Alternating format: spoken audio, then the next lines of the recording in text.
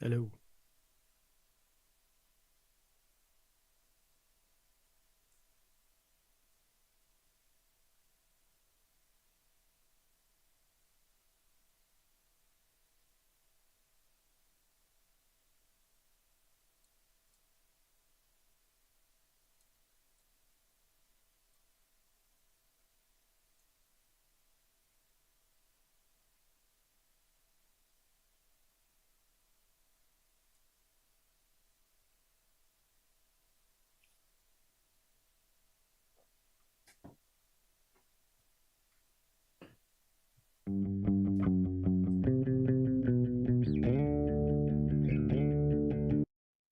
Digital 410 Productions proudly presents the What's in Your Head podcast.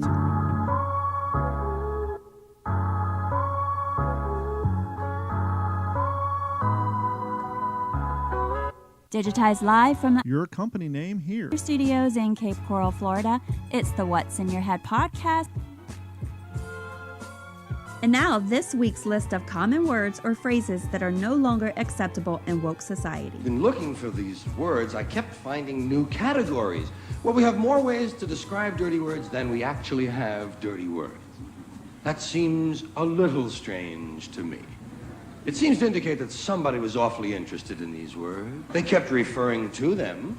They called them bad words, dirty, filthy, foul, vile, vulgar, coarse, in poor taste, unseemly, street talk, gutter talk, locker room language, barracks talk, bawdy, naughty, saucy, raunchy, rude, crude, lewd, lascivious, indecent, profane, obscene, blue, off-color, risque, suggestive, cursing, cussing, swearing, and all I could think of was shit, piss, fuck, cunt, cocksucker, motherfucker, and tits.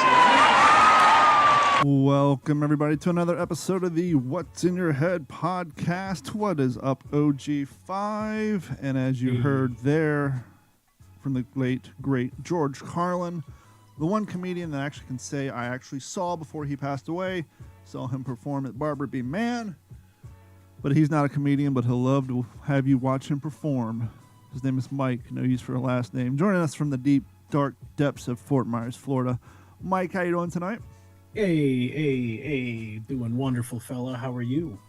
Not too bad. It's Wednesday already. It's been a crazy day at work, crazy week at work, but we're getting things done. But you guys don't care about that. You come to find out what today's topic is, what today's episode is.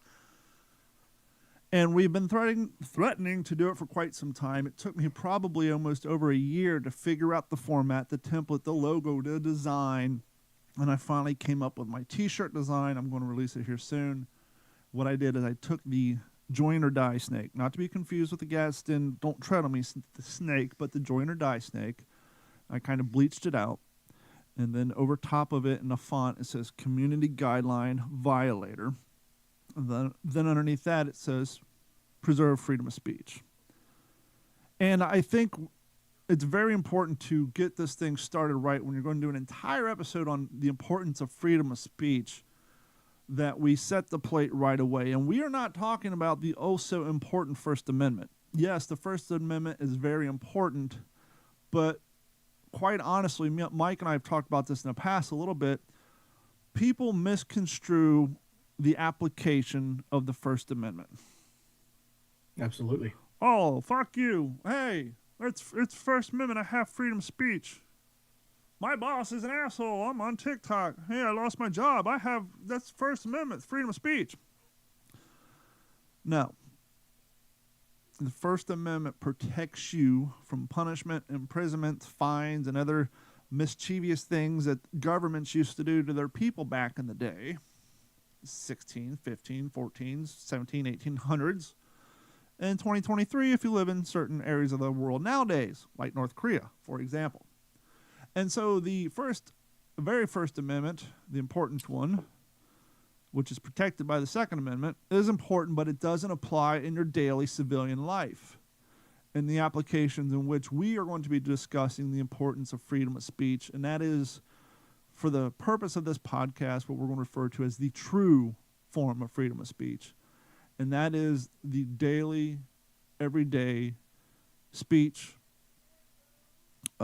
representation of oneself, how one represents themselves in public, private versus online, the whole shit and capoodle. The way that people talk to each other. Yes, and the importance of allowing people to say dumb shit, smart shit, vulgar shit, or just plain insane shit. But also, in polite society, we used to have what was called decorum, and certain topics and certain subjects and certain way of talk was left for certain times of the day, certain places, certain people, etc., etc. And though one can make the argument that having those social constructs of when it's polite to talk a certain way or who it's polite to talk a certain way in front of and where you can say these certain things would be considered censorship, and on its face value, yes. But once again, when you're trying to build a polite society, decorum is appreciated. And just let me give you an example. As a 17, 18-year-old, you proudly throw down your windows and throw on the most vulgar, profane expression of music that you possibly can. And because, as we discussed, I think last week, every generation at every age group has the inherent need and desire to rebel. It's usually done through media or one's appearance. And so it is quite common for especially dudes, when you're 16, 17, you got that car and a loud radio, you roll it down and you play the most of what you believe to be the most offensive stuff. Kind of like how we discussed that whenever we see a swastika spray painted somewhere, we don't think Nazis, we think 13-year-old boy with spray paint. Once again, he's looking to offend somebody, and he doesn't know the truth behind that symbol. He just knows it truly pisses people off, so that's his go-to symbol. And so what you may freely play as a rebellious young teen out in public, you may turn down a little bit in your 40s. Not because you're worried about what people say, but hey, maybe that 7-year-old walking with their mom into the front door of Publix doesn't need to hear that particular thing. Or, let's just have a little decorum. And so we're going to kind of get into freedom of speech. More importantly, what is now transitioned into the overuse of community guideline standards, community guideline policies. And I once made the argument on my TikTok when I got a community guideline violation that the people who watch my videos and the people who subscribe to my videos would be my community. They like my content. Therefore, if I'm saying something that people subscribe and want to hear, how is that violating my community of people on TikTok? Because people who don't like my type of content, because TikTok has an echo chamber, chances are my shit won't show up on their page. Therefore, how am I offending them? Or they can just scroll past it. Yeah. That's block you, or whatever else you could do on TikTok, not to have to see the shit that you don't want to see. And so we're going to skip around a little bit, but it's all going to be based on censorship, freedom of speech, community guideline violating, which we take great honor. I truly see it as, unless you're doing low-hanging fruit where you're just talking about something or saying something just to piss people off, as the aforementioned teenage kid with the loud music in inappropriate places like a church parking lot or preschool parking lot during parent pickup. I laughed at my own joke and completely went off track. Where did I start before I got to the parent pickup? As the young kid that wants to piss people off. Yeah, I don't forgot about that though. Anyhow, we'll get back to it. I was going somewhere. But yes. So we're going to talk about the different things and just play this thing through to its logical conclusion. And I think just to clarify, this isn't a debate. This isn't, this is just what we believe to be fact.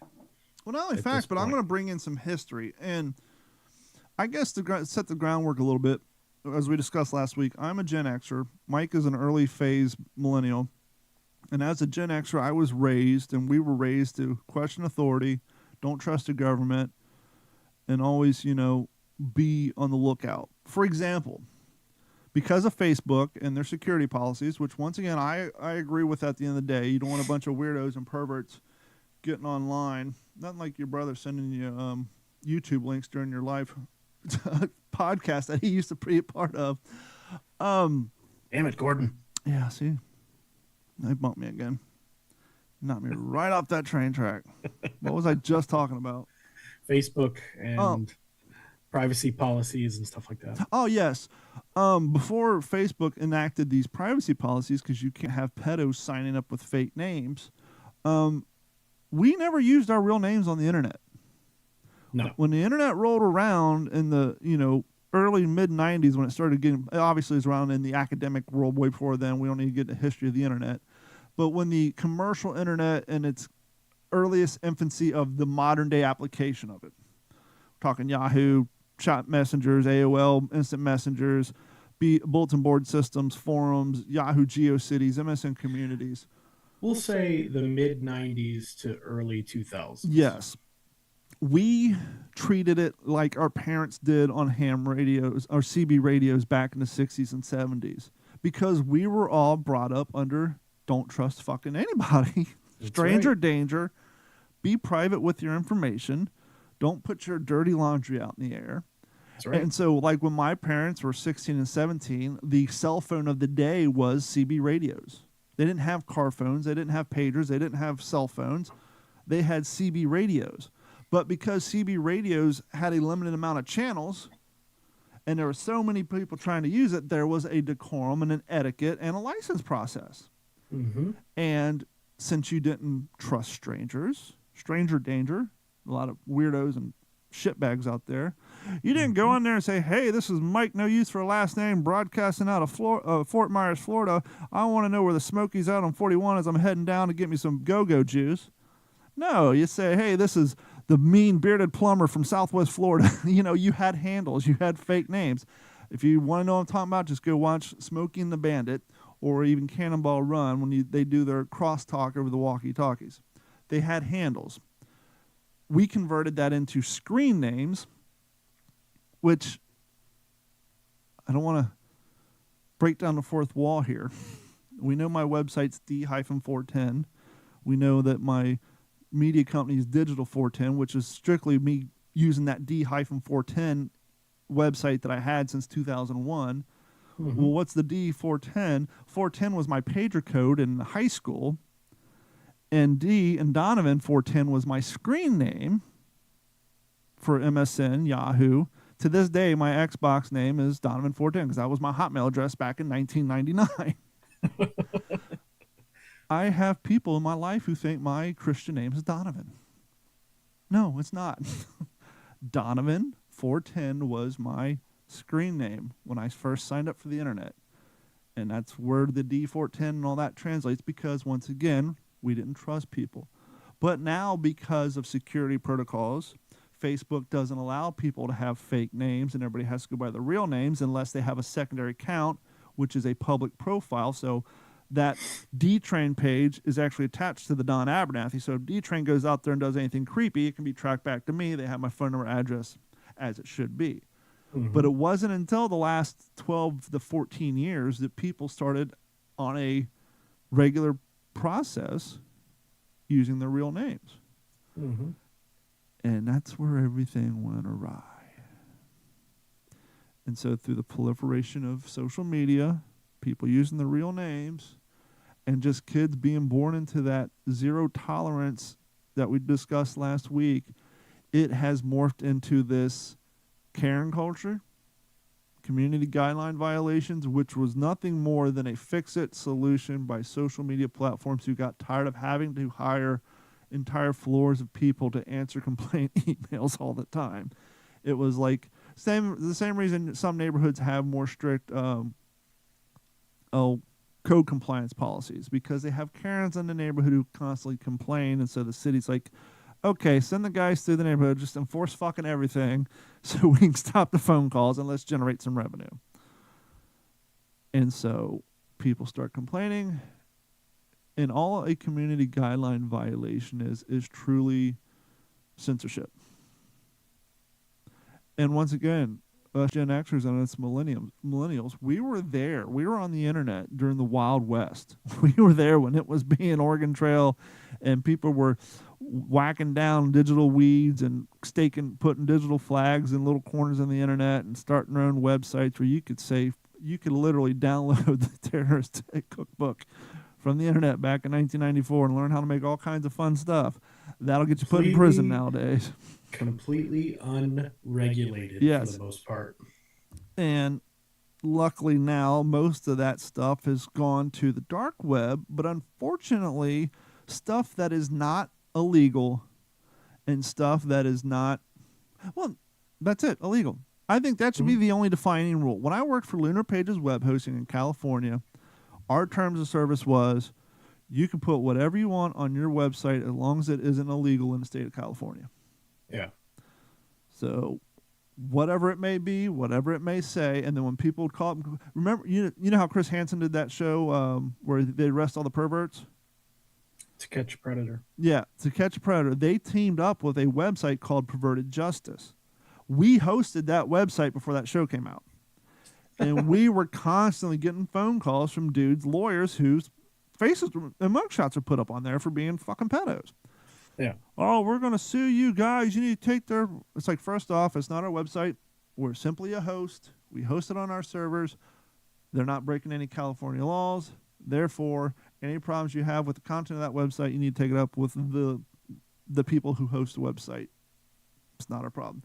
What ended up happening is it was a shared server. They would get so much traffic and people trying to do DOS attacks is it would affect the other websites running on the same server. So at a certain point, we had to ask them to move to a hosted server where they were the only website to be affected by people trying to bring it down.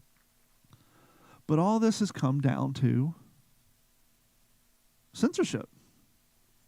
Sure. And what used to be done on the internet as a hobby is now turned into internet as our life. And so what we used to see, you know, you would go to the internet to say dumb shit and it wouldn't affect you in your daily life. Right. Now, because everybody has to use their real names, when you go to the internet and say dumb shit, people track you down, call your boss, call your preacher, call your mom, call anybody they can because you said something that they... Once again, I'm not talking about illegal things. That's a whole different scale. I'm just... Even if it's the most vulgar, vile thing, you've lost your right to say it. Well, I think what's interesting is years ago, I mean, you know, I used to hear comedians talk about, you know, oh, people can say whatever they want. They have so much anonymity. Anonymity? Yeah. And they can get away with stuff and blah, blah, blah, blah, blah. Now there's some kind of like a shift where it's not really like that anymore. Well, let's pause it right there on comedians. And one of the things I wanted to do, we were talking about Gen X and how we were raised a certain way. We weren't the only people.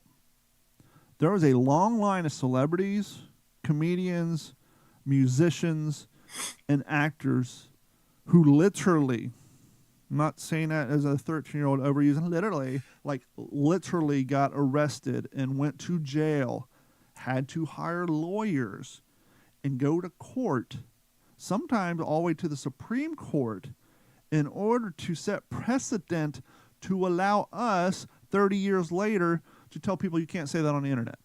Yeah. And so I wanted to point out some of the history, why it's upsetting to people like us that freedom of speech is being stomped on. Yes, we want what we say that's not illegal to get across. And even if the things we say are dumb, as the old saying used to be, I will say what I want to say.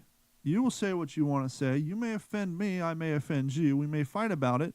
But both of us will team up and fight the third party who wants to prevent either one of us from saying the dumb shit that we're saying that offends the other. Now that's completely shut down. You don't agree with me, I don't want to hear your opposing views. And I wanted to present just some evidence of the amount of energy, effort, money, because we all know what's the biggest problem with breaking laws other than the jail time? Money. The money. Drinking and driving. Let's say you don't hurt anybody. Drinking and driving's a bad thing. You don't want to kill fucking people. But let's say you just got drunk, drove 4 miles home, you ran over a mailbox, you got pulled over, you go to jail, you get out, you sober up, you get out of jail, you spend 24 hours in jail. As long as you didn't get beat up or something horrible happened to you in jail, the worst thing about that night was the fact that you spent 24 hours in jail. Until the car impound fees kick in, the court fees, the lawyer fees, the insurance going through the roof. Even if you're a first-time offender, you'll probably have to pay to go to an AA class, especially if it's happened twice. And so more impactful on one's life is the financial part of it. Yeah. And so that's an interesting point too, because I know a couple of people that have unfortunately gotten a DUI, and it's more or less a slap on the wrist. Well, let's look at marijuana, for example. Yeah. It's 2023. It's legal in a quarter of the states. It's medically marijuana legally, and a lot of the other ones with a few holdouts. You roll back 30 years. What's the biggest negative impact from smoking marijuana? 30 years ago, or just in general? 20 years ago. Getting caught. Getting caught. That's it. You can say, well, if you don't have a job, you sit around and smoke. No, that's just a loser who doesn't have a job who smokes weed because he has nothing to do all day. But my point is, with the exception of the people who are allergic to it, because there are those people, and we're seeing this now because obviously it's legal in most states. I mean, people are doing it like drinking alcohol, moderation.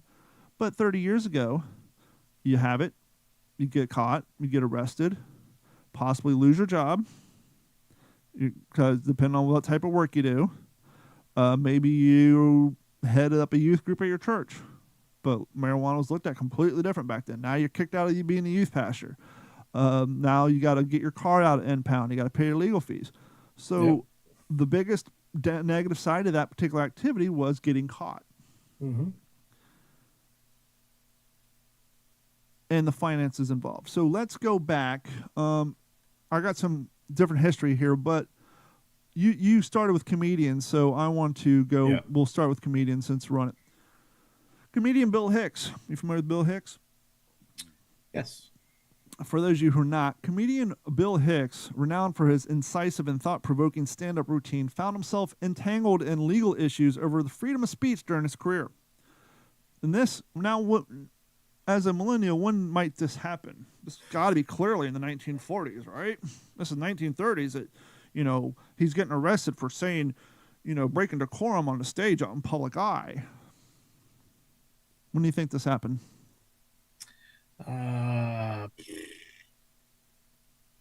Mid-2000s? Just as recent as throughout the late 80s and 1990s. Hicks fearlessly tackled controversial topics including religion, politics, and consumerism, often pushing the boundaries of acceptable humor. His sharp critiques and unapologetic social commentary drew admiration from many, but also stirred the ire of conservative audience and media outlets. Now, that's a very, very important point there. Oh, how the flop has flipped. Oh, how the script has turned. Oh, how the tables have upturned and upended. The shoe is on the other table, which is turned. The glove is on the other ear. Stirred the ire of conservative audiences and media outlets. The damn Christian groups. Some of his performances were met with censorship attempts and the pressure from authorities to tone down his material. However, Hicks remained unwavering in his commitment to free expression, viewing his comedy as a vehicle for challenging social norms and encouraging critical thinking. Despite the legal challenges and pushbacks, Hicks continued to perform and articulate his perspective on the importance of safeguarding freedom of speech, leaving a lasting legacy as a fearless comedian who fought for the rights to provoke and challenge the establishment beliefs through his own arts. Now, I didn't get into it in this paragraph, but it got to a point, sadly for his audience, because it was quite boring, but it got to the point where he would go to these open mic shows and do an hour where he's reading the transcripts of his court hearing because he had to go to court because he got arrested for saying something offensive last weekend at some club in New York. Mm-hmm. So not only were people actively trying to shut him down, he literally got arrested for saying certain things in 1980s and early 90s. Once again, this isn't 1934 or 1920. So that's a little history on Bill Hicks, but here's 8. No, I think I have 10. Here's 10 comedians, just their names and brief descriptions, who all faced legal trouble, meaning that a courtroom got involved at some point. So it wasn't, hey, the bar owner just kicked me out of here and didn't pay me my $200 in my beer tab. The police showed up and got involved. Lenny Bruce, maybe another name you're familiar with. Renowned stand-up comedian who faced numerous arrests and legal battles in the 1960s due to his use of explicit language and controversial subject matter in his performances. Now, we opened up the show with a quick snippet of the George Carlin's bit 7 Things You Can't Say on TV, which, by the way, when I worked in radio, I actually had to sign an FCC document with just about those 7 words plus about 5 more on it. Write down a reminder. So George Carlin, as we talked, known for his satirical and thought-provoking comedy, Carlin faced scrutiny and censorship attempts over his routines that tackled sensitive social and political topics. Let's not forget the legend Richard Pryor. Richard Pryor, an influential comedian who faced backlash for his frank and candid explorations of race, drug use, and social issues, which led to some of his performances being banned. You couldn't even, he wasn't allowed to perform, or his records weren't allowed to be sold in stores. Here's one you young cats might not think of. You don't know the original Eddie Murphy. You just know the Nutty Professor and Flubber and was it Big Mama's House? No, that was Martin Lawrence. Same difference. Dressed up as a fat, elderly person. Eddie Murphy. His early stand-up routines contain explicit language and material that led to controversies and concerns about appropriateness. And then the man that my first dog, my rat terrier, was named after, Sam Kinison. Known for his loud and brash comedic style, Kinison faced criticism, and his edgy humor often touched on taboo subjects. Believe it or not, Joan Rivers, before she was doing red carpet walks with her daughter on VH1, she was a rather intense comedian.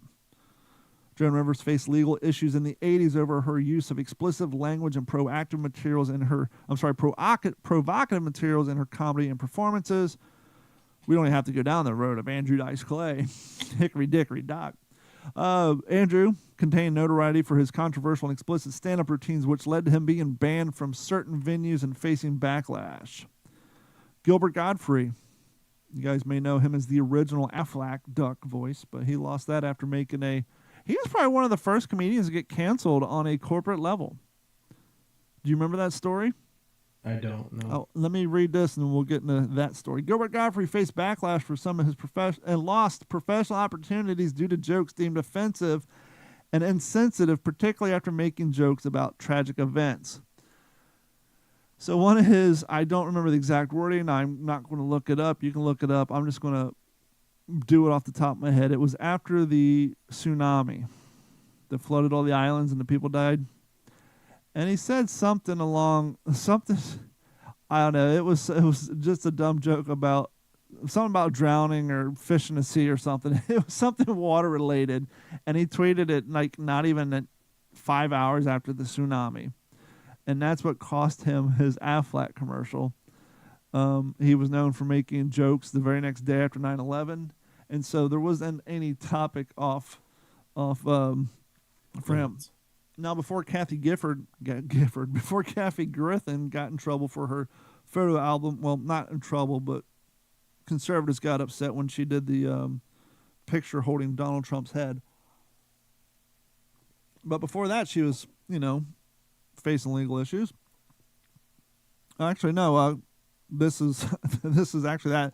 Kathy Griffin encountered legal issues and backlash after a controversial photo shoot featuring a prop resembling the severed head of the United States president, which sparked debates about freedom of speech and artistic expression. She claims that killed her career. Some say it's just her horrible stand-up act, but who knows? Sacha Baron Cohen, otherwise known as Borat. Did you ever watch Borat? I did. Okay. It's been a long time, but I have. Known for his satirical characters like Borat and Bruno, Cohen faced legal issues and controversies over some of his pranks and interactions with unsuspecting individuals.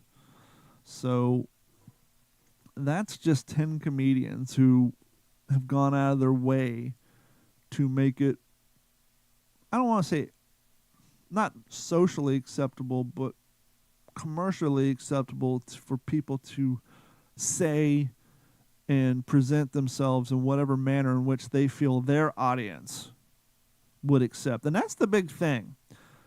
Comedians say things in front of a group of audience, knowing that some of them won't like it and others will. Yeah. And if you do the show enough, more and more of the people who like it will continue to show up. Fewer and fewer of the people who don't like it will continue to show up. And before you know it, you got a big-ass group of people there who know all of your material by heart. They love it, and they want to hear you perform it. And no one in that particular audience, unless they were dragged by a date who knows the material and you didn't, very few people are offended in that type of situation. But someone in the audience has a cell phone, and they record a joke because they think it's funny, and then they post it on TikTok. And then a bunch of people that are part of that audience who wouldn't pay to show for that show, you have the 0.4% that's offended. And then you got the 98 other percent who just want to pretend they're offended so they can get clicks and likes on their tweets and retweets and their TikToks and their Twitters and their Facebook posts. Mm-hmm.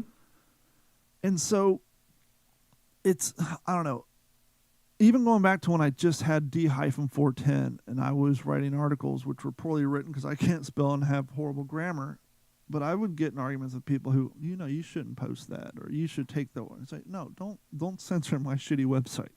I'm going to post what I want to post. But and I took it seriously. And I've always kind of taken it serious on our podcast too. Sometimes I think this particular show gets my whole YouTube channel shadow banned because this particular show has more community guideline violations than any of the other 900 videos on my YouTube channel. And sometimes I think it affects my overall, distribution of my content, but it is what it is. Well, and, with comedians, I think, there's one comedian that's really blowing up right now, Matt Rife. Mm-hmm. And if you watch the way that he does stand-up today, he tiptoes.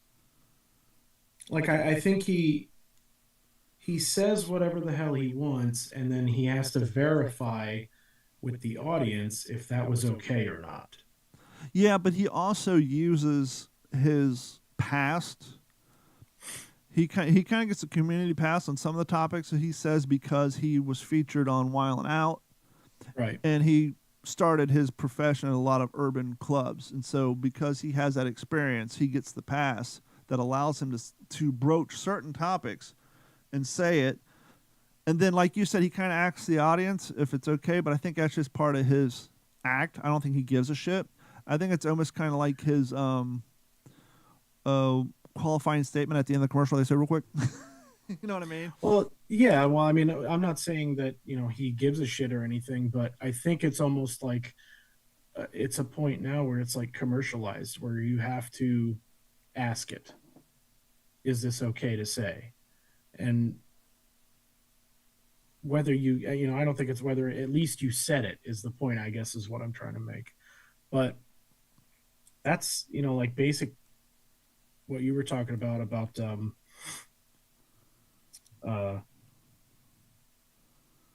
now you got me losing my train of thought. Thank you. Choo choo. Welcome to the Train Full Off the Track show. Well, let's go to music. Elvis Presley. Yeah. We look at him now, we're thinking, God, that guy was boring, and he's about as milquetoast and as safe as you can possibly get. Right? I mean, that's the music our grandparents listened to, Elvis. Yeah. Nothing but a hound dog. Okay, I'm a hound dog. Heartbreak Hotel. Okay. By today's standards of what we listen to, compared to a Tom McDonald or an NWA, it's it's pretty soft and easy. But the guy got in trouble for moving his hips in his dance on national TV. That was considered offensive. So even at his time, he was considered borderline and if not straight up offensive, and people tried to censor him. Well, then, I think it was funny how you said that, music of today, and you mentioned NWA. Well, that's music of 30 years ago. Well, that's going to come up here, and I have them in my cortex for a reason. Yeah. 1969. Come on, touch me, babe. Can't you see that I'm not afraid? The Doors. A revolutionary rock band from the 1960s led by the charismatic frontman Jim Morrison encountered legal troubles related to the freedom of speech during a pivotal concert in Miami on March 1st, 1969. Known for their provocative lyrics and rebellious image, the band's performance that night became a lightning rod of controversy. During the show, Morrison allegedly exposed himself on stage, leading to his arrest on charges of indecent exposure and public obscenity. The incident triggered a highly publicized legal battle, which Morrison, facing the possibility of a lengthy prison sentence. The trial raised significant questions about the boundaries of artistic expression and freedom of speech, as critics argue with the band's provocative act had crossed the lines of acceptable behavior. The Doors' legal battle became a focal point for debates over censorship and the responsibility of artists, highlighting the tensions between the desire for freedom of expression in art and the socialite pressures to maintain decency and decorum in public order. While Morrison's case was still pending at the time of his death in 1971, it remains a prominent historical example of how the pursuit of creative freedom can sometimes clash with social norms and lead to complex legal challenges. Two things. Some people claim that he pulled his wang out. Some people say he unzipped his pants and put his index finger in the, like, hello. We don't know. Does anybody remember Rammstein? Well, so that happened in 1969, wasn't, but 17 years later, you had the Red Hot Chili Peppers performing on stage with nothing but gym socks over their junk. Yeah. And I don't think they got in trouble. Why? Because people before them fought the legal battles. Yeah, very true. I think it's interesting, too, because I believe a lot of it has to do with popularity.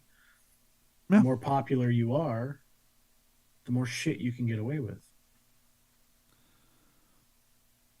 Speaking of rebellion, if you wanted to rebel in the 80s and 90s when it came to music, there's a simple way of doing it. And that was only buying the albums with the parental advisory sticker on it. Because the parental advisory sticker kind of flip-flopped. It went the opposite direction. Before we get into that, let's give the younger listeners the history of the parent advisory sticker and the first band to have it applied to their album. Do you know the first band to have it applied to their album? Isn't that NWA? I recently discovered it was their art department that designed the sticker that we all know now.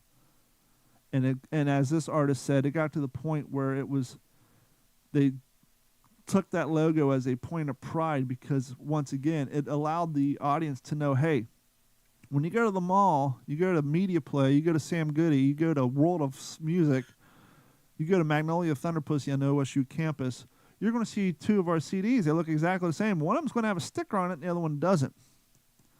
What does the one that doesn't have it mean? It means it's censored.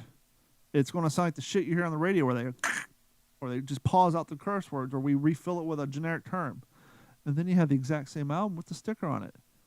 So everybody bought the one with the sticker because we don't like censored music. Just bumps you. Yeah. Like I hear a lot of the songs on the radio now, like especially like the top 40 stuff, like Wet Ass Pussy and all that. It's like, why even play this on the radio? Like every third word is blanked out. It's just annoying, really. It just bumps you. It's like, how do you enjoy a song? It sounds, they either squiggle it, they put in the sound of air, or put in, yeah. It's like, well, you use that as an example too, the Wet Ass Pussy song, and they'll take songs like that and they'll completely change the lyrics over to make it sound like something else. But kids aren't stupid today. No.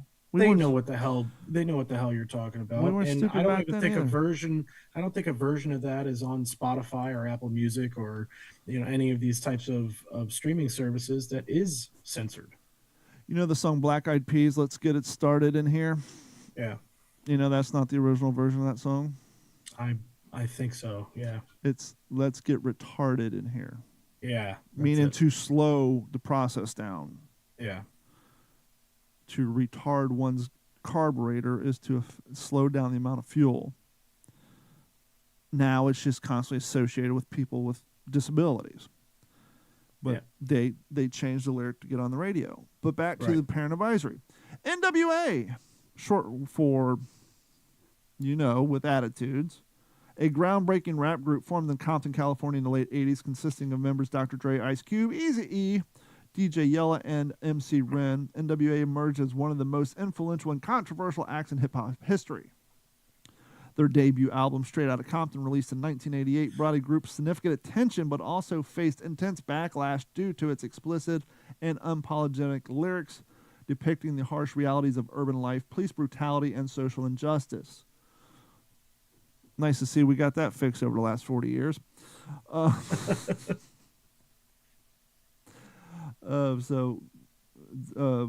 Job well done, boys. Where was I? Dude. The album's raw and provocative content struck a chord with many, resonating with those who felt marginalized and underserved by society. However, it also sparked outrage among, once again, conservative groups and politicians. Conservative. In the 70s and 80s, it was the conservatives because they tend to be the evangelicals, the church-going type, and they really believed in the whole curse words, the sin thing, and they don't want their people, their family members, community exposed to that. And so it was the role of the conservative, right-wing, church-going nut jobs to shut all this shit down. Which is why in Hollywood nowadays, so many actors and comedians are liberals, and they're always talking bad about conservatives because when they were coming up, it was the conservatives that were trying to prevent them from saying all the things they needed to say to express their art. It's not that way anymore. But we'll get that in a minute. Conservative groups, politicians, and concerned parents who criticize the group's aggressive and profane language. That's profane.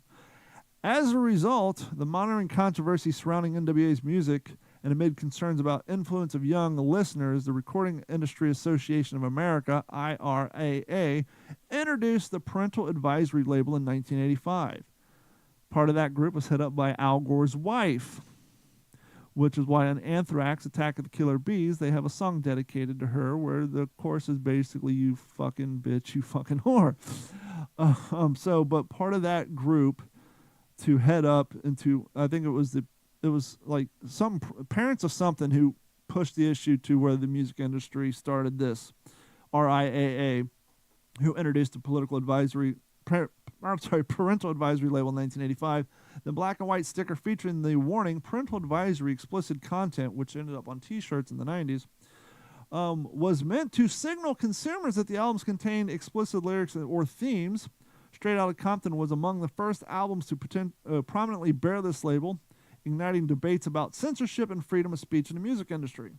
Despite the label's purpose of informing parents, the parental advisory sticker became a badge of honor for many artists, signifying their defiance against mainstream and conventions, and cementing NWA's status as trailblazers who fearlessly spoke the truth and unapologetically challenged social norms through music. Do we see a underlining theme here? Whether you're a comedian, an actor, a rock group, a music group, a rap group, everyone's key focus was the importance of allowing us to say what we want to say in our songs, allowing us to play them for the people who want to hear them. And as Mike so eloquently stated at the top of the podcast, if you don't want to hear it, you're more than welcome to change the channel, go somewhere else, and listen to something that more your liking. But somewhere, going back to where we were talking about the Wild West of the internet, I think, correct me if I'm wrong, the Toms, the Jack Dorseys, the people who, Bill Gates, Steve Jobs, all the tech people, they were like computer nerds who wanted to be rock stars and famous people, but they didn't have that talent. Their talent was computer programming, which in the 70s, 80s, and 90s, if you were learning how to computer program, you weren't exactly heading out to the big parties on the weekend. You're learning to computer program because you had no social life. You weren't on the football team. You weren't out partying. So you were at home learning the code. And those cats... nerd. You're that nerd. And so those cats took their skill and created these platforms, created this technology, and changed, undoubtedly, unarguably changed the face of society and the world. For good, for bad, for worse, what have you. And because they created these platforms, they got all this money, and with money comes power and influence. And in the cases of the people who run these websites, a lot of the shit comes back on them. So now you're the arbiter of this content that's offending people, and so the conservative groups and all that are coming towards you, demanding that you take action, because after all, if you wouldn't have invented this stupid little website, people wouldn't be saying this horrible shit. So now you're responsible. Here's what I think. Uh-huh. You can't please everyone. Correct. You just can't. No. You just can't. It doesn't matter what it is. If you run a multi-billion-dollar business, if you run, like Mark Zuckerberg, who, runs Meta and Facebook and all that stuff. Yep. And Instagram and whatnot. You can't please everybody. And the problem is that now they're trying to please everybody. Have you seen the timeline photos of him? Like, they show the photos of him when he first started Facebook, as he got richer and as he got more and more power. His facial expressions, he died inside. You see the happiness. He looks dead. Yeah, he looks dead. And he looks like an evil fucking villain. His eyes are empty. And so, taking on all that pressure, you come up with community guidelines. This is our flat rate policy. We're going to try to please everyone, but as Mike once again so eloquently pointed out, you can't please everybody. And so you have these platforms censoring, taking shit down. They're getting, in the case of during the Trump election and prior to that, during the Obama years, people are getting pissed off about political statements. And so now now we got to go after political talk and all this.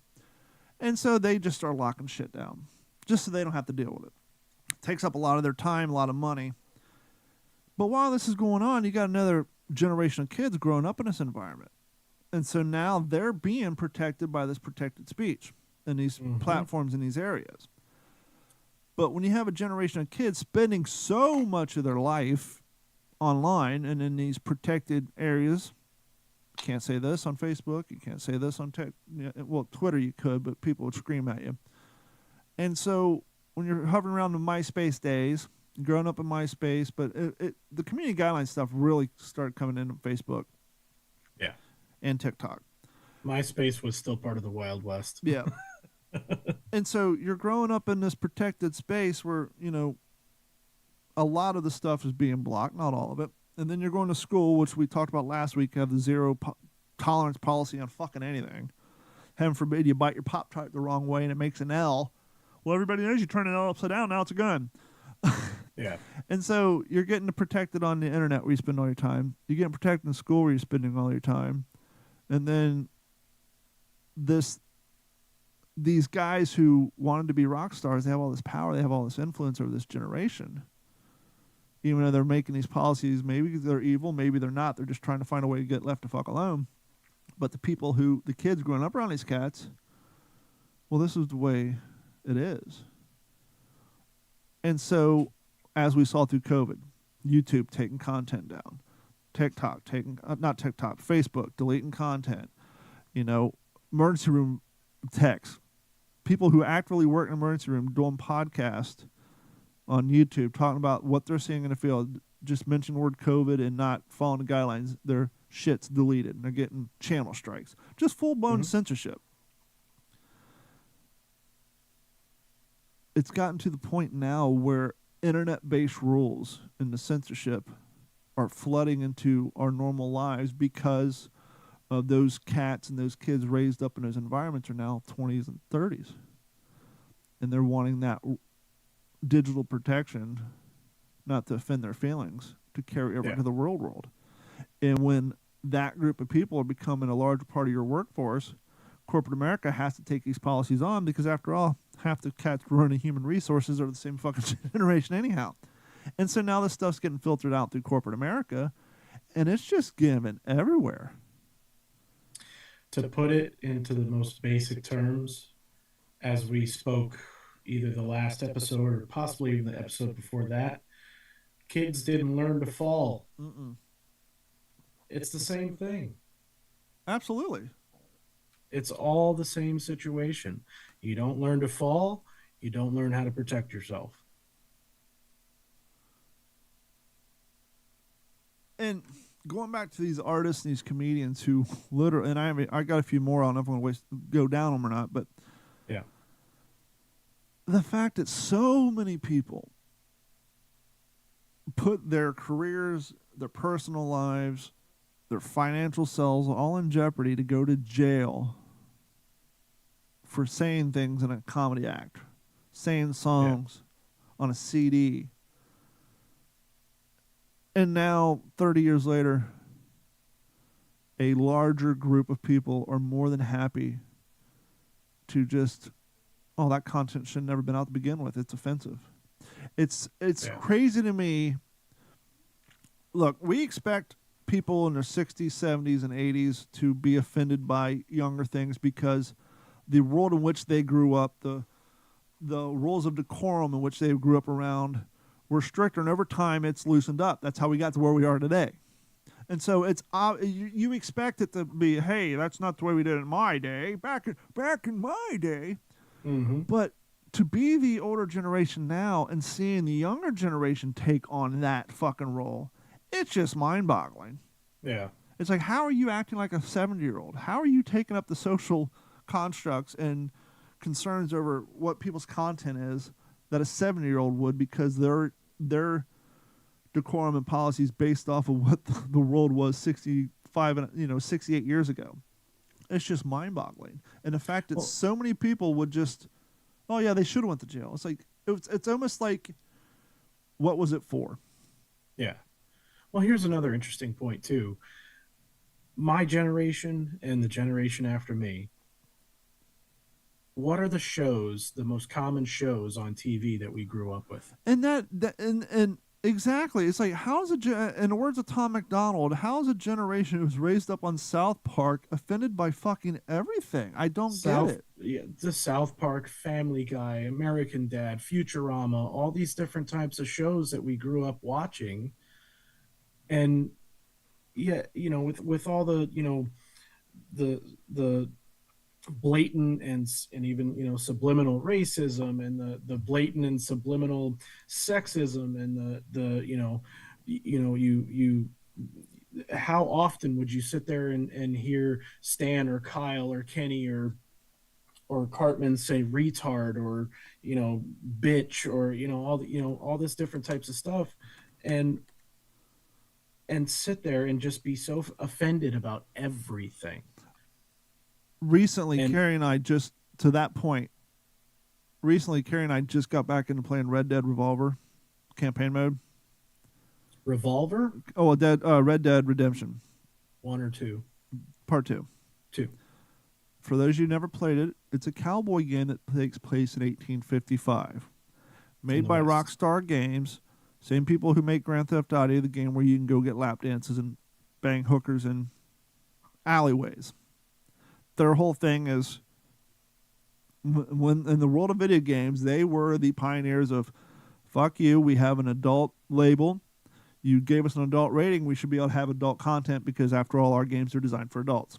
Yep. Well, Red Dead 2 came out 10, 15 years ago. It's been around for fucking ever. When did Red Dead 2 come out? It's been at least 8 years. I think it came out about 6 or 7 years ago. It's not quite it that seems old. longer than that. Red Dead 2, Red Dead Redemption. Oh, yeah, Red Dead 2. When did that come out? It's been on my Xbox for a goddamn long time. I know that. Yeah. Okay, it's been out for 13 years. It came out in 2010. 13 years? Well, Red Dead Redemption is a 2010 action-adventure game developed by Rockstar. So, okay, 2010 was Red Dead 1. So, okay, Red Dead 2 probably came out in 2015, right? I'm trying to find this in real time. If you want to look on your computer. 2018. Okay. October 2018. Okay, so 18. So it's been, okay, like you said, 6 years. Yeah. But it takes place in 1855. Yeah. And much like the crude shit you hear on Grand Theft Auto that takes place in 2018, there is some gratuitous, vulgar language of the 1855 about other races being said by random people on the sidewalk because it's Rockstar Games. I was walking my horse down the street and heard one of these phrases about a certain minority group. I was like, I'm surprised that game hasn't been canceled. Yeah. Once again, it's 1855 speak. It is a censored version of it. They're not dropping N-words, but they make other references. But it's to show that particular horrible character in the game, which you're more than welcome to walk up and put a bullet in his head. Problem solved. Go about your day. But you sit there and you think about that. Another situation where you run into that, it's like, it's popular, it's socially acceptable, everybody likes to play it. Same thing with Grand Theft Auto. Grand Theft Auto is socially acceptable and it's popular. So, they can get away with saying stuff like that and oh, it's okay, it's no big deal, it's a video game, or it's Grand Theft Auto or whatever. And that's fine. It is an adult game, but I go back to, again, we grew up on this type of shit and we're so offended by these all this stuff out here, and we're sitting here playing these video games and shit like that too. The positive side to the question of how is a generation who was raised up on South Park and Family Guy so offended, what the positive side of that is? It negates the 40-year-old argument that kids who grow up listening to a certain type of music or kids growing up playing a certain type of video games are corrupted and perverted by it and will go off to recreate those things in real life. Oh, right. You listen to heavy metal, you must be a saint worshiper. You're going to grow up and kill cats and worship the devil. Oh, you're listening to gangster rap from the 90s. You're clearly going to go sling crack and shoot people for their Nikes. And no, I enjoy the music. I enjoy the artist's storytelling of his lifestyle. I'm not going to go out and, dress up that way and perform. And so by questioning, well, how's an entire group of people who grew up watching this? The positive side is it just goes to show you that media doesn't have the long-term effect. Yes, during that time, you're listening to a certain music, you're going to take on a certain attitude, especially if you're fucking 18 or 19. But if you go back to the 90s, an 18-year-old who just discovered Tupac is going to act and behave a different way than a 30-year-old who just discovered Tupac on the same day. Yeah. Is it the music? No. It's the mentality, the overwhelming amount of fucking hormones in the 18-year-old. There's a reason why most people in prison are between the ages of 18 and 25. Because those are the guys trying to figure out their fucking chemical imbalance in their bodies, and they're all jacked up on testosterone. You look at them the wrong way, they're going to fight you or rob you. Mm-hmm. So so that goes to show you that media does not have the long-term effect that so many special interest groups were concerned with, because Grand Theft Auto, Doom, Wolfenstein, all those games. Oh, there's a game where there's Nazi flags and they're shooting people. It's going to corrupt their minds. And back to the topic, those were the conservative groups. Those were the church groups. Those were the Republicans, which is why the music industry, the arts, the actors. Well, clearly, if you're an artist, you're an actor, you're a game developer, you're a comedian, and the conservatives are the one coming after you. You sure the fuck aren't going to be a conservative. Yeah. You're not going to wear the same jacket as your enemy. You're going to go on the other side. Right. But because of, as I was saying earlier, the new icons in the digital pop culture are the game developers, are the app developers. And when you have these app developers creating these community guidelines as a way to fucking get people to leave them alone, they're creating these rules. And now, and they're all liberals because they're all artists, they're all developers, they want that rock star lifestyle. And so it inadvertently created a flip-flop effect. Yeah. Because the people creating these policies of what you can say, what's socially acceptable, and then that being relayed into the media format where, you know, your top 40 radio stations, they use the same terminology and the same woke language.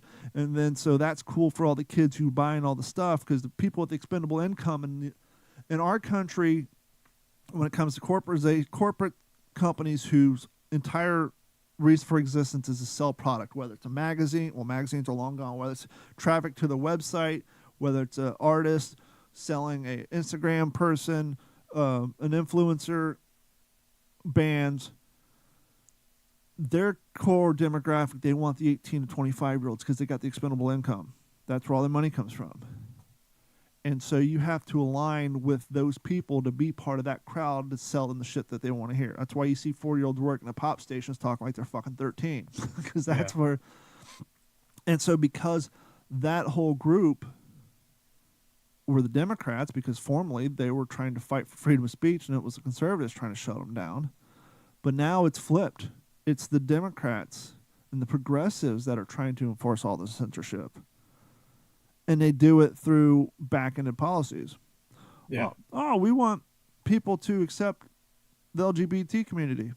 Absolutely. We want to accept the LGBT community. But now that we got this out there, let's just go ahead and control the speech of anything that remotely doesn't share the same views or opinions on that particular topic. And not just LGBT, but anything across the board. Now it's whatever their subject of the day is. If you don't agree with them, there is no open discussion. There is no, I'm going to present my ideas, you present your ideas, let's tell each other fuck off. Or you might say, hey, I like that, but not this. And let's educate each other. Now it's just silence. Yeah. And that's the overall theme, is more and more people are being silenced, and it's not just online. I've had, I think, 8 TikToks taken down for community guideline violations. Right. One of them was showing a K-bar, not in a threatening manner. It was a World War II themed video, showed my mannequin in the Marine Corps uniform, took out the K-bar, showed both sides. You can see the USMC logo, put it back in a scabbard. That was it. I was not reenacting some scene where I'm pretending to stab somebody. I'm not throwing it at a fucking wall. Literally just showing it. Community guideline violation. Had one where I showed my M1 Garand. Community guideline violation. Well, of course, it's all China. They're a communist country. They have different policies when it comes to weapons. I get it. An episode of this very podcast was removed from YouTube for bullying and harassing. Now, we don't bring on guests and bully and harass them. We don't talk shit about groups that we're not a part of. Yeah. We often talk shit about groups that we are a part of, or groups that we grew up around and we don't agree with their policies. And so I've had content removed from the internet for talking shit about a group that I was, I don't want to say groups, what are you talking about? Hate groups? No, I mean like financial groups, certain demographics of certain areas in the country. Yeah. So it's like, I've had content that was not illegal. No N-bombs were said. No racist shit was said. It was strictly me talking about people like myself taken down for bullying and harassing. And it's gone completely out of hand. Well, and we've lost sense of what an opinion is. Yes. I think as well is, this entire show is based off of, yes, we have facts and things like that we like to bring up and back up, what we're talking about, but everything is fully based around your opinion, my opinion, your opinion, how we feel about these kinds of things. We'll take the facts and then we'll give our thoughts on these kinds of things. Mm-hmm. So, and kind of going with freedom of speech and something else that we talked about, I think off air, was you can't, you can say whatever the hell you want in this country. Yep. That's your right. Yep. You can say anything you want. That doesn't mean there's no consequences. There's no consequences. Doesn't mean that you can walk up to somebody and go, "Hey, you're a fucking asshole." And that doesn't mean and let the chips fall where they may. Right. That doesn't mean they're going to rear back and punch you right in the fucking mouth. But that did two things. One, that made you really think about what you're going to say and if it was really worth saying it. Right. And two, it prevented people from saying stupid shit that they shouldn't say, because then they would greatly, is going to greatly increase the possibility of you taking an ass whooping. Oh, and by the way, we weren't suing people for assault back then by just touching them on the shoulder. Yeah. Assault was fucking assault and battery, not just, oh, you brushed my shoulder, you interrupted my personal space. Technically, any contact in which I didn't agree to is assault. Yeah. And so when you take away the threat of an ass whooping for saying dumb shit, it encourages people to say dumb shit. And that goes back to the same thing with community guidelines and things like that as well. Because people can say whatever the hell they want. I'm trying to think of the best way to put that. You had to take responsibility for what you're going to say. Right, right.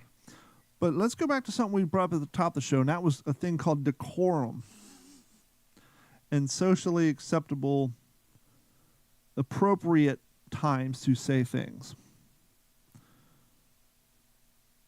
Bill Hicks would go to a comedy club to express his opinions, to say these topics, maybe at a dinner party. I don't remember any stories where he showed up at a church, a youth group, a Girl Scout meeting, or a preschool to relay this information, because there was context for the delivery of his content, and there's a time and a place for everything. That has completely gone out the window. Yeah. Now, when I worked in radio, as I said before, I had to sign a paper about the things you can say and cannot say on the radio. You know, the N-word is not a FCC guideline word. Really? That's not on the paper. That's what falls under community guidelines. Well, I don't believe it's classified. No, sorry, not community guidelines. It's community standards. Yeah. Basically, what that means is you can have your staff say that, but there's a very high likelihood that your community is going to outcry and start boycotting your shit, and you're going to get shut down. And so you don't allow it to happen. Technically, to my knowledge, it's not actually a cuss word. It's not. Do you know you ever heard of safe harbor? Heard, yeah. Safe harbor is a time in which you can say things that you can't say. Like, why that makes sense? Yes. The 7 dirty words, technically, you can not say on open radio between the hours of 5 a.m. and I believe 11 p.m. Technically and legally, as far as the FCC is concerned, once again, not public standards, but FCC violations, you can say those words between the hours of 11 and 5 a.m. or 4 a.m. Why would that be? I'm gonna guess and say it has something to do with kids. Yes, because radio came out in the 15s. When's radio? I mean, we know radio was huge in the 30s and 40s. So let's say the late teens, early 20s, it started getting proliferated. And once again, we had decorum.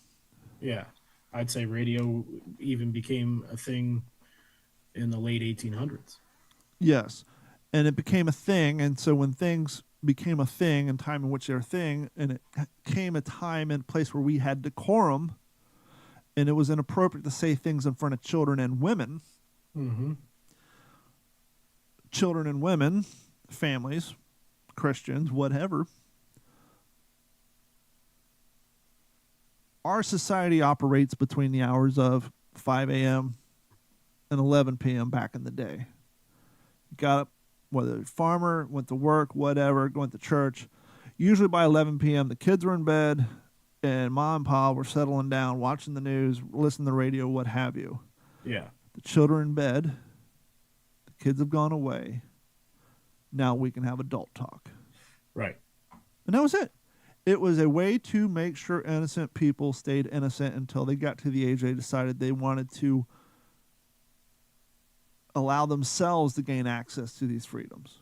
Right. And that's what we're missing. We're missing the decorum that, yes, you can say whatever the fuck you want with the guys that if somebody else is going to be offended, you got to deal with that between you and the person you offended.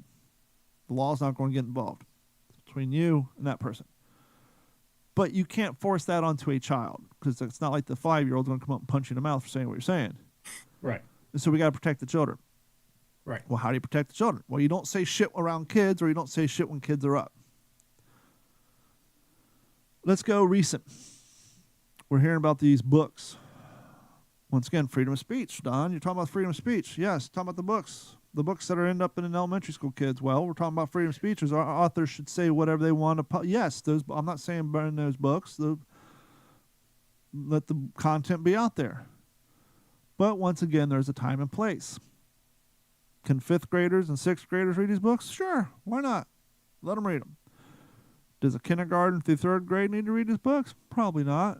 Why not? Because we're allowing them to be innocent until they choose otherwise. Well, that's not fair.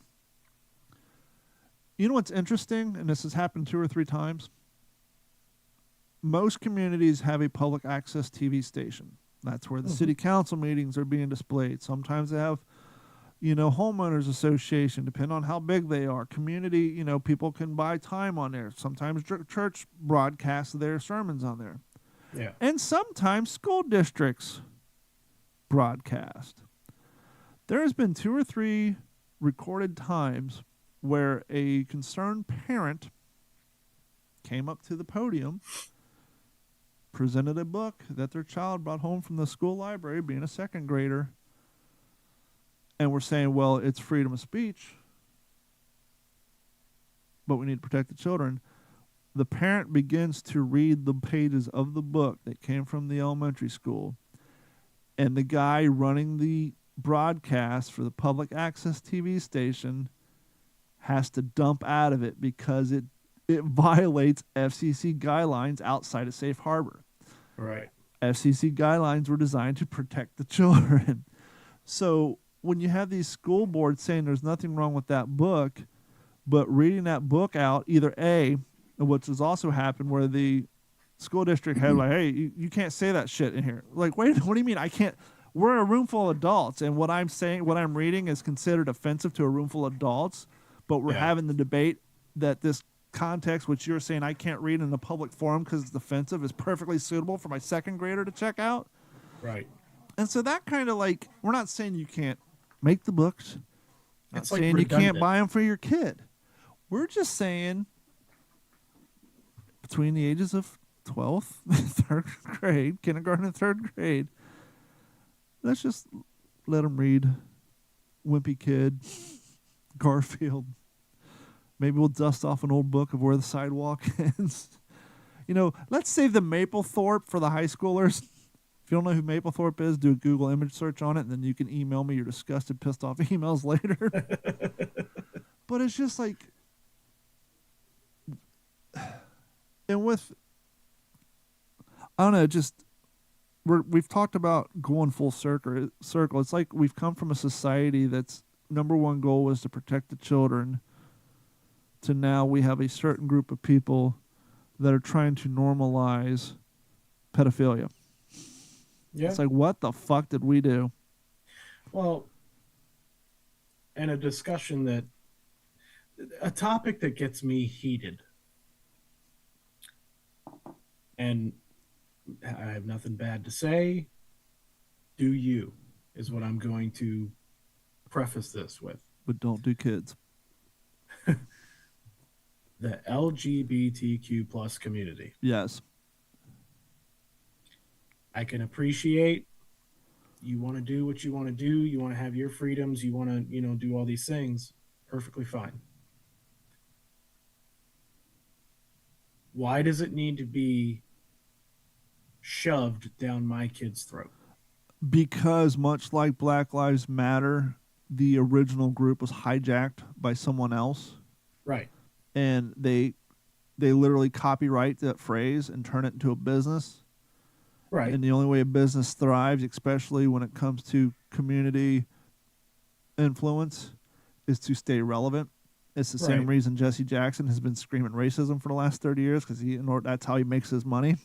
Right. But yes, the gay community needs to come out and say, yes, we're all for pride and we're all for LGBT, but the actual group LGBT that some reason is trying to incorporate the fucking pedos, no, we're not going to let that happen. We don't want that association. That shit's got to be shut down, and shut down quick. Well, I saw, was it a video, or I can't remember if it was a video or a picture, but grown men, older men. And right now we probably just got kicked off YouTube. Probably. Grown older men walking down the street with flags and paint and, whatever. No clothes. Yeah. Just dick swinging and, okay, you're prideful. You came out, you did whatever you wanted to do. You're happy in your life and everything like that, but that's indecent exposure. And a lot of places have a place for that. It's called the nude beach. Go there. Go to those communities. And it has nothing to do with sexual preferences. There's plenty of straight people who go to nude beaches and, nudist colonies. It's decorum. Decency. I don't want to see your dick. My kid doesn't want to see your dick. My kid doesn't need to see your dick. Put your dick away. Whether my kid wants to or not does not need to see your dick. No. Not your tits, your vagina, your penis, your asshole. Doesn't matter. Kids don't need to see that kind of stuff. Kids don't need to be exposed to that kind of lifestyle at such a young age. The things that they need to focus on: school, their families. Oh, which now you can't even say families anymore. You have to say my people. My people, Verbo. Here at the Verbo, when you rent a property, it's for you and your people. Are you fucking kidding me? Is the word family, friend, and significant other, is that too possessive of a phrase? Partner covers gay and straight. For you and your partner. Okay, that works. Partner. My wife and my wife, or the two husbands, or a husband and wife. Even polyamorous. Your partners. Perfect. No, people. We're changing the language. We don't want to say, come enjoy a weekend with your family. Well, what if I don't have a family, Don? Come enjoy a weekend with your friends. What is the negative connotation with the word friends? No, your people. Yeah. We're going to sterilize it. Things are becoming gray. Yes. You ever seen, well, you probably haven't seen it, but when I was growing up, there was a show called The Fairly Odd Parents. Yep. And everybody. I was more of a Courage the Cowardly Dog guy, but you can watch Fairly Odd Parents. Sure. Fairly Odd Parents. Good show. Nothing bad to say against it. Grew up watching it. Funny. There was an episode on that show where the main character, Timmy Turner, had wished for everybody to be exactly the same. Mm-hmm. And all it was just gray blobs walking around the entire world. They had no personalities. They had nothing. That's what it's turning into. Everything is just conforming together to just become this big ball of bullshit. and everybody just needs to love it and be happy with it. And no, fuck that. What happened to individuality? What happened to not wanting to be like somebody else? You know, it was one thing to have idols when we were kids and to you know, look up to people, but I don't know. Have you heard of it's recently come to light, but it's an old experiment from the 60s. Have you ever heard of the Universe 25 mouse experiment? No. There's a 6-minute video which I don't want to play. Universe 25 mouse experiment. So, to answer your question of what the fuck's going on. Universe 25, 1968 to 1973. Let's see. This story is from 2022. I'll hopefully get you the digested version. June 22nd, 1972, John Calhoun stood over an abandoned husk of what was once a thriving metropolis of thousands. Advertisement go away. Sorry about that. Now the population had dwindled to just 122, and soon even these inhabitants were all dead. Calhoun wasn't a survivor of a natural disaster or nuclear meltdown, rather. He was a researcher at the National Institute of Mental Health conducting an experiment into the effects of overcrowding on mouse behaviors. The results laid bare at his feet had taken 2 years to play out. In 1968, Calhoun had started an experiment by introducing 4 mouse couples, so that'd be 8 mice, into a specifically designed pen. A veritable rodent garden of Eden with numerous apartments, abundant nesting supplies, and an unlimited source of food and water. The only scarce resource in the microcosm was physical space. And Calhoun suspected that it was only a matter of time before this caused trouble in paradise. Calhoun began running similar experiments with rodents for decades, but had always had to end them prematurely, ironically, because of laboratory space and constraints. As he anticipated, the utopia became hellish nearly a year in when the population density began to peak, and then population growth abruptly and dramatically slowed down. Animals became increasingly violent, developed abnormal sexual behaviors, and began neglecting or even attacking their own pups. Calhoun termed this breakdown of social order as a behavioral sink. Eventually, Universe 25 took another disturbing turn. Mice born in the chaos couldn't form normal social bonds or engage in complex social behaviors such as courtship, mating, and pup rearing. Instead of interacting with their peers, males compulsively groomed themselves and females stopped getting pregnant. Effectively, says Ramsden, they became, quote, trapped in an infantile state of early development. They became trapped in an infantile state of early development, even when removed from Universe 25 and introduced into a, quote, normal mice environment. Ultimately, the colony died out. There's no recovery, and that's what's so shocking to Calhoun, said the historian. Calhoun wasn't shy about anthropomorphizing his findings, binding rodents into categories such as juveniles, delinquents, and social dropouts, and others seized on these human parallels. Population growth in the 70s was swelling, and films such as Soylent Green tapped into the growing fears of overpopulation and urban violence. And in a 2011 article, studies were brandished by others to justify population control in efforts largely targeted by poor and marginalized communities.